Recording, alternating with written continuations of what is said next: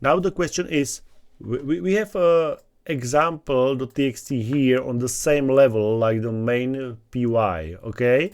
So it means here we need only the name of the file. So the problem can be that maybe we have some folder here like my files, and the example.txt is here in my files. So it means that now you can see that the file is in my files folder. So if I will run it, you can see that we have an error here because file not found error. So it means the file is not on the same level, it's in my files. So what we should do? So we just need to write here the exact path to the file. So it means we need to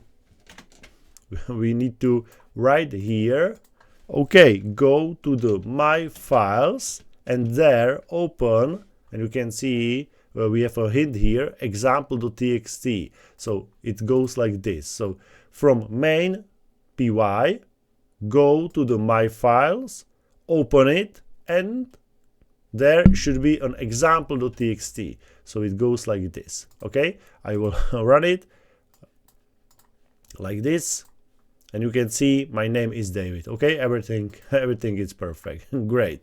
So please be careful if you have a file in a different position or in a different location than the main py. You need to be careful about the path. Okay, so now I would like to change it and put it back. Okay, so like goes like this. So I just wanted to show you that this is possible, so you can try that.